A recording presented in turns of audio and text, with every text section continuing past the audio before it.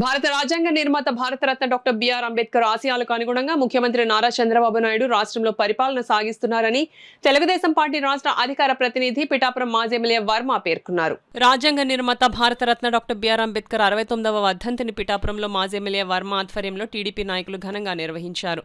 Pithapuram municipal కార్యాలయం ఆవరణలో ఉన్న డాక్టర్ బిఆర్ అంబేద్కర్ విగ్రహానికి తెలుగుదేశం పార్టీ నాయకులు, కార్యకర్తల, అభిమానులు, కౌన్సిలర్లతో కలిసి మాజీ ఎమ్మెల్యే వర్మ పూలమాలలు వేసి ఘనంగా నివాళులర్పించారు.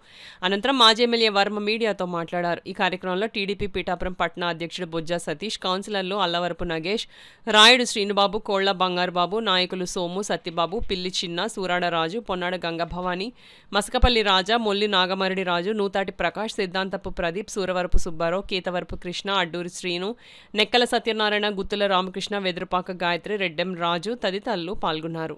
ఈరోజు ఆ రాజ్యాంగం వల్ల భారతదేశం ప్రపంచంలోనే అత్యుత్తమ ప్రజాస్వామ్య దేశంగా ముందుకెళ్తా ఉంది.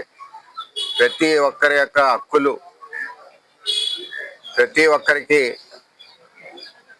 మీద ప్రభుత్వం యొక్క బాధ్యత సూచిస్తూ రాజ్యాంగ నిర్మాణం చేయడం జరిగింది. నిజంగా ప్రపంచంలో ఏ వ్యక్తి కూడా ఇటువంటి రాజ్యాంగాన్ని రచించలేదు, అటువంటిది అంబేద్కర్ గారు రచించారు. దానికి అనుగుణంగా ప్రభుత్వాలు వెళ్ళాలి.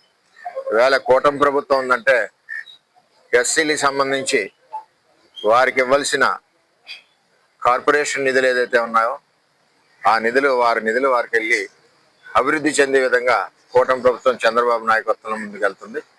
మరి ఇది వరకు గత ప్రభుత్వాలు చూసుకుంటే ఎస్సీ కార్పొరేషన్ నిధులు కూడా పక్కదారి పట్టించిన దాఖలాలు మనందరికీ తెలుసు. అంటే కూటమి ప్రభుత్వంలో చంద్రబాబు నాయకత్వం అంబేద్కర్ గారి స్ఫూర్తితో తెలుగుదేశం పార్టీని ముందుకు తీసుకెళ్తున్నారని చెప్పి తెలియజేస్తారు.